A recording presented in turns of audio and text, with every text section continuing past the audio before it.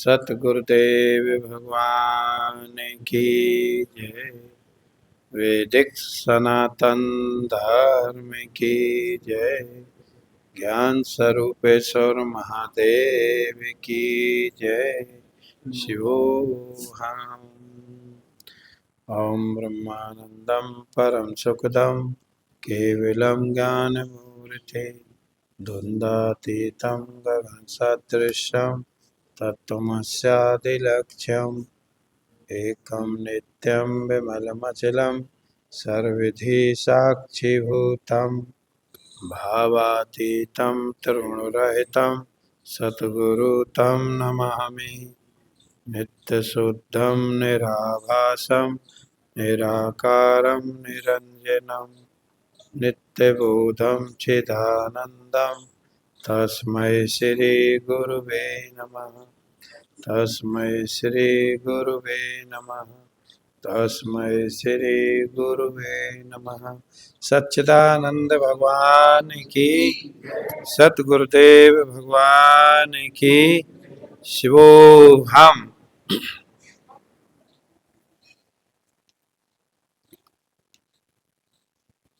जीवन में यदि कोई भी भगवान के कहे हुए वचनों का अनुकरण करके और अपने जीवन को जीता है तो निश्चित उसे भगवत प्राप्ति होकर के जन्म और मरण रूपी चक्र में नहीं गिरता। वेद भगवान है, गीता भी भगवान के मुखारविंद से निकली है, लेकिन उन्हीं भगवान का अनुकरण सनक आदि ऋषियों ने किया, नारद जी ने किया। वही परंपरागत जो ज्ञान है उन्होंने प्राप्त किया। इसीलिए अपने जीवन को प्रसन्नता से जीने के लिए मनुष्य शरीर प्राप्त करके और हम प्रसन्नता को ना पा सके, आनंदता को ना पा सके, तो हमारा मनुष्य शरीर फिर किस काम का। अन्य योनि में प्रसन्नता प्राप्त नहीं की जा सकती, आनंदता प्राप्त नहीं की जा सकती, पर मनुष्य शरीर में हम इसे प्राप्त कर सकते हैं। प्रसन्नता आनंदता का मतलब होता है भगवत प्राप्ति। आनंदता का मतलब, जो आनंद शब्द है ना, वो भगवान ही है आनंद। कोई यहाँ आनंद को अलग नहीं लेना है। लेकिन हुआ क्या कि हमने जिसके द्वारा हम इस आनंद को प्राप्त कर सकते हैं वो उपाय हमने छोड़ दिए हैं। जिसके द्वारा हम इस अविनाशी तत्व को प्राप्त कर सकते हैं, हमने वह उपाय छोड़ दिए। और उपाय क्या है? सत ग्रंथों का पठन पाठन, संतों का समागम। देखो, भगवान श्री कृष्ण ने भी ये बात कही है, हे अर्जुन तू तत्वदर्शियों के पास जा। संत कौन है? जिन्हें अपने स्वरूप का साक्षात्कार है, वही तो संत है। वही तो तुम्हारे देह अभिमान को मिटा सकते हैं। वही तो ये आपको बता सकते हैं कि आप चैतन्य हो।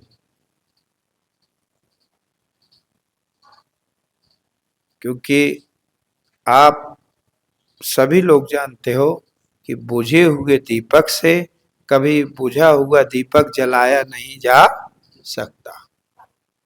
जले हुए दीपक से ही बुझे हुए दीपक को जलाया जा सकता है। जिन्हें स्वयं अपने आप का बोध प्राप्त ना हो, उनसे इस आत्मबोध की उपलब्धता कैसे हो जाए? वो तो फिर वही हुआ, अंधे के पीछे अंधा, अंधे के पीछे अंधा, लाइन लगा दी। अब इनके कहाँ जाएंगे? इसीलिए भगवान कह रहे हैं तस्मात् आसक्तः सततम कार्यम कर्म समाचर।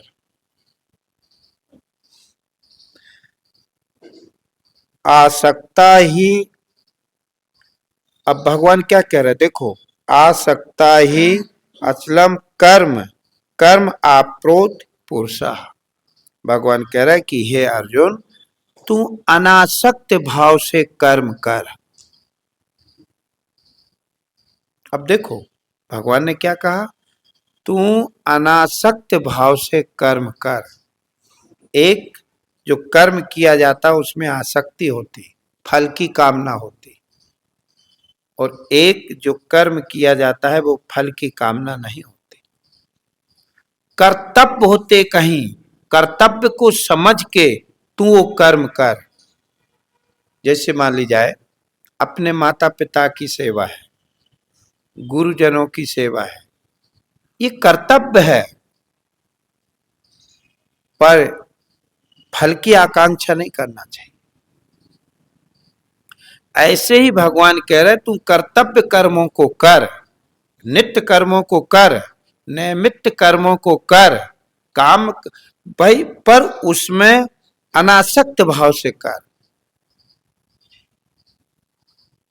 और यदि हे अर्जुन जो अनासक्त भाव से कर्म करते हैं वो मुझ ईश्वर को प्राप्त करते हैं। अब कैसे, वो भी उपाय बताया जाता। भगवान कहते हैं कि हे अर्जुन, अनासक्त भाव से कोई भी कर्म करेगा तो रजोगुण नहीं बढ़ेगा। कामना को लेकर किया हुआ कर्म रजोगुण बढ़ाता है, और निष्काम भाव से किया हुआ कर्म सतोगुण बढ़ाता है। हमारी आसक्ति नहीं है। ऐसा नहीं कि हम धर्म नहीं कर रहे। देखो शास्त्रों के अनुसार धर्म करना अच्छी बात है, तन से, मन से और धन से, तीनों की सेवा मानी गई। लेकिन सबसे बड़ी जो सेवा है वो तन की मानी गई। सेवा तो कर, पर उस सेवा के फल की आकांक्षा ना कर। जैसे मान ली जाए अपने पास में कोई मंदिर है, वहां हम झाड़ू कर रहे, ये कर रहे, साफ सफाई कर रहे, ये कर्तव्य मान के तू कर कि ये करना चाहिए, पर भगवान से अभिलाषा मत रख। कह रहे हम तो सेवा कर रहे तो भगवान तो हमें इसका फल देगा ना। ये तो आपके मन में विचार तक नहीं आना चाहिए।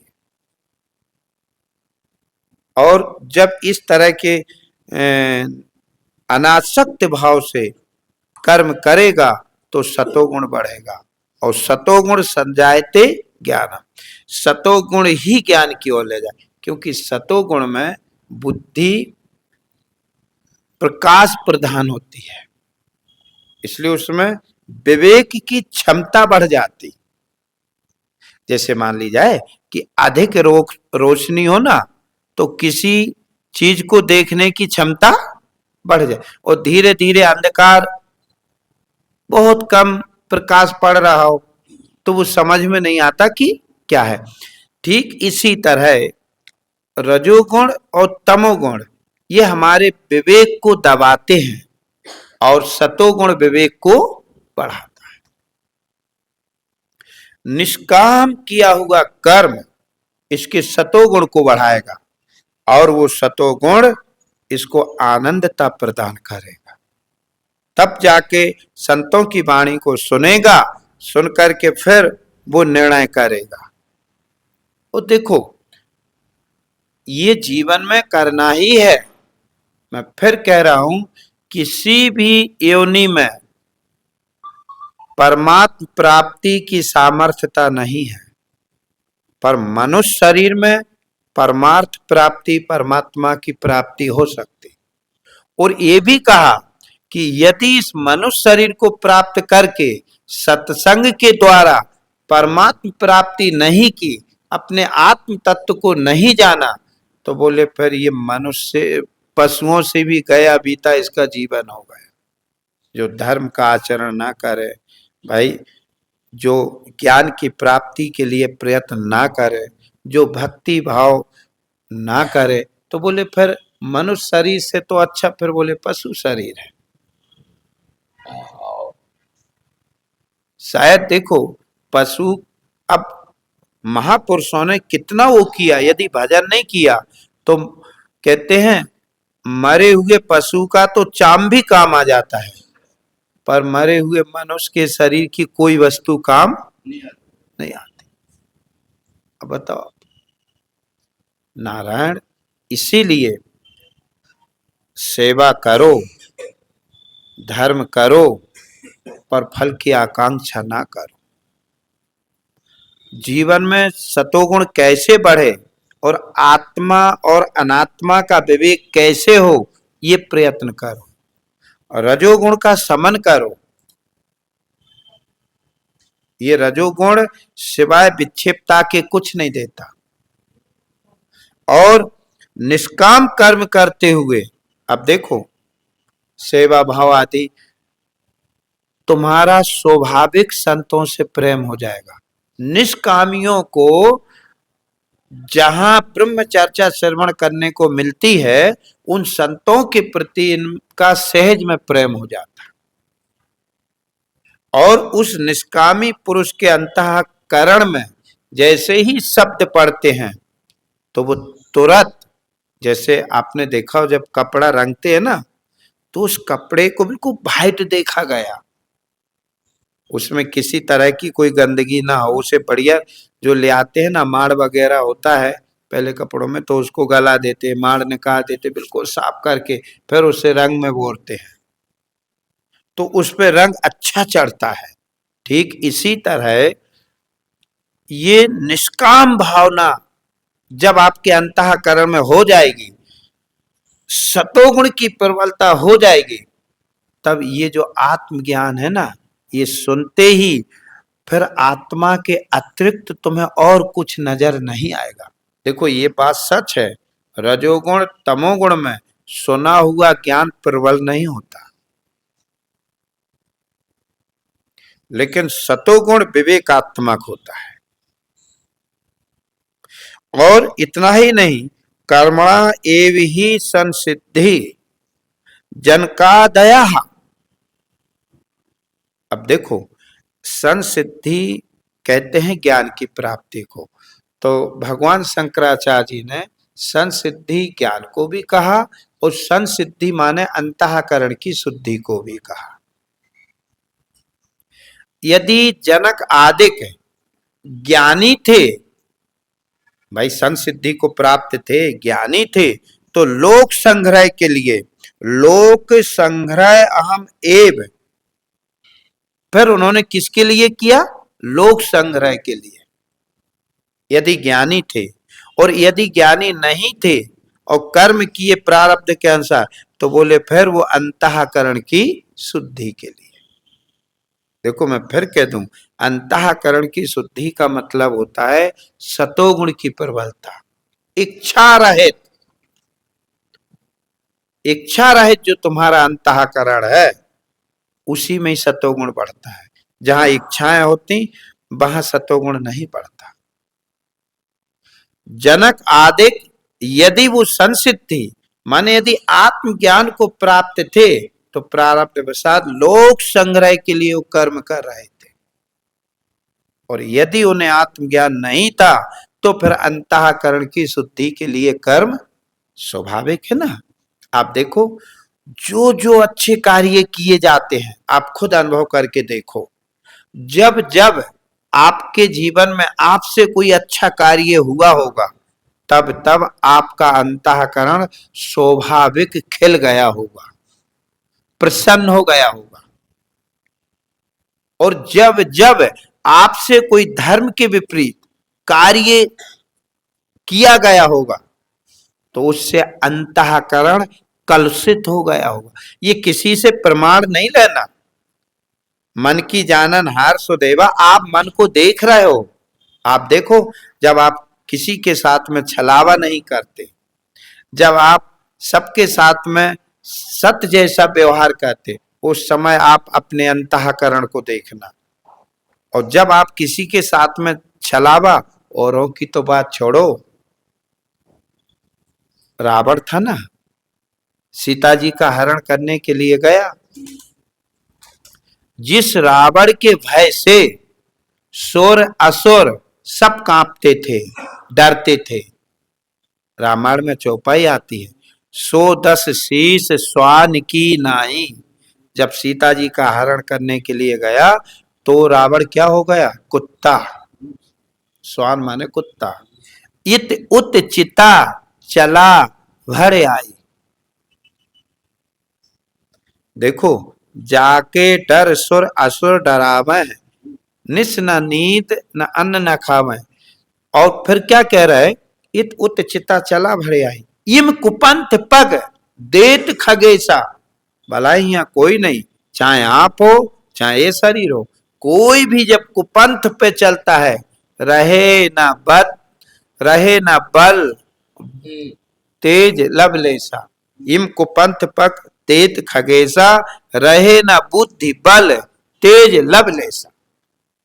कुपंथ पे जैसे ही पग रखा, बल चला जाएगा, बुद्धि चली जाएगी, तेज चला जाएगा।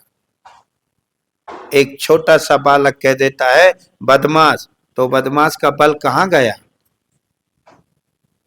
जब पकड़ के 10 लोगों के बीच में खड़ा होता है तो उसका तेज देखो आप, नीचे नार लटका लेता है, वो आंखें नहीं मिला पाता, तेज चला गया। और यदि आप सच्चे हो तो आप आंखों में आंख डाल के बात करोगे,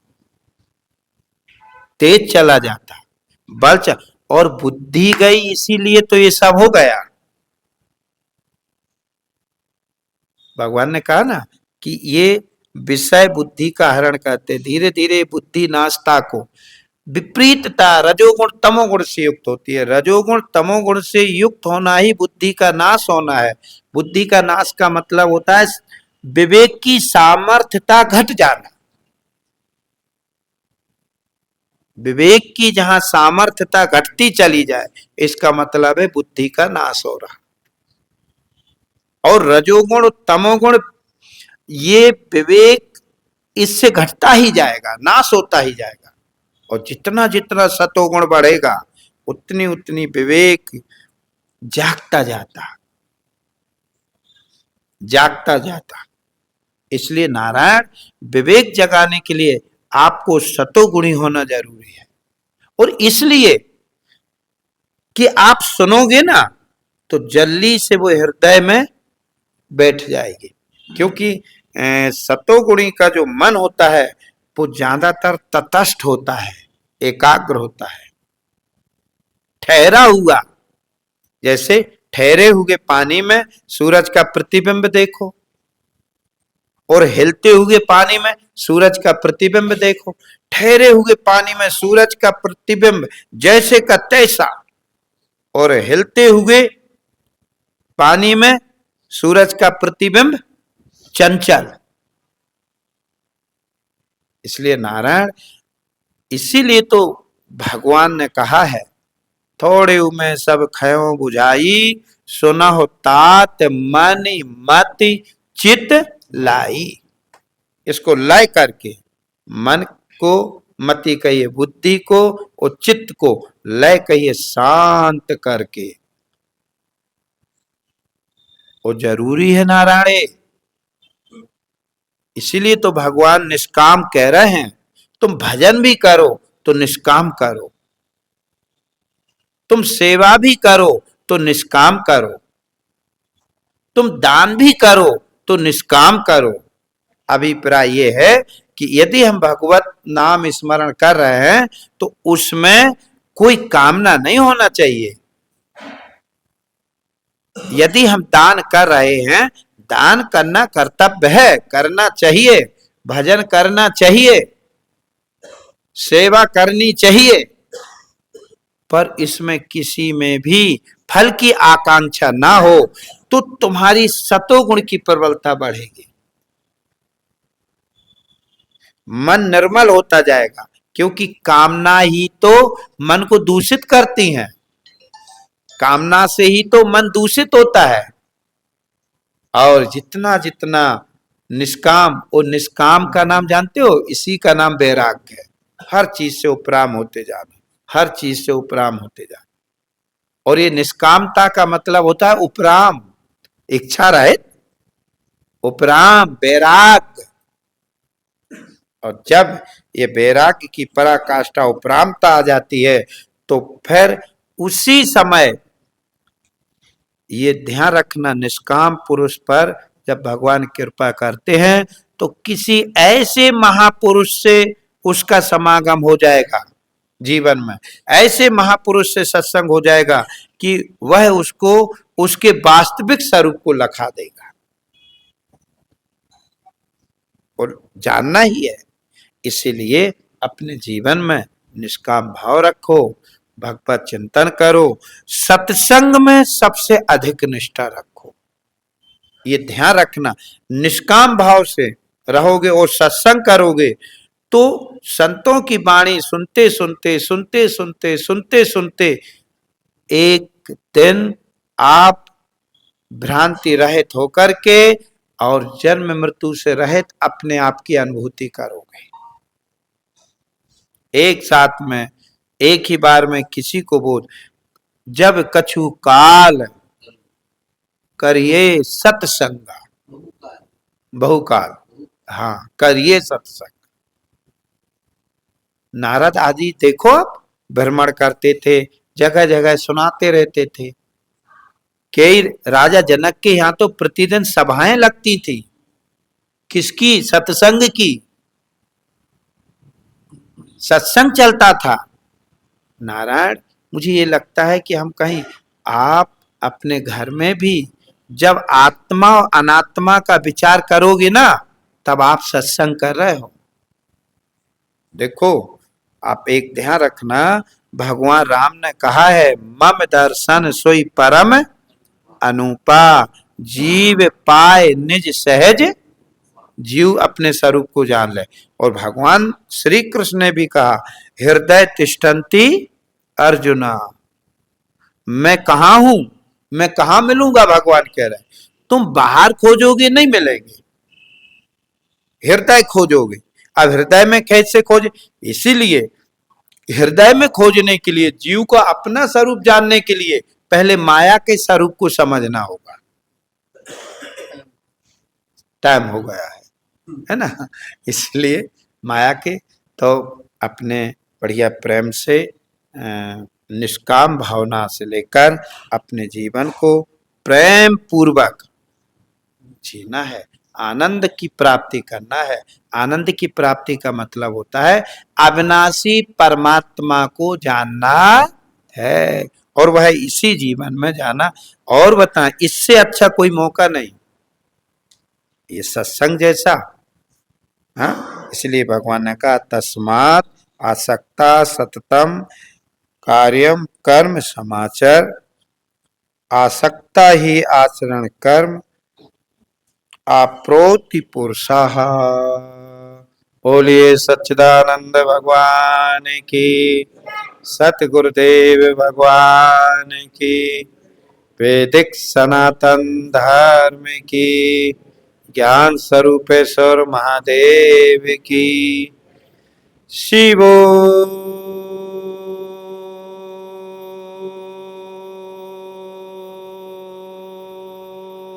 हाँ, शिवो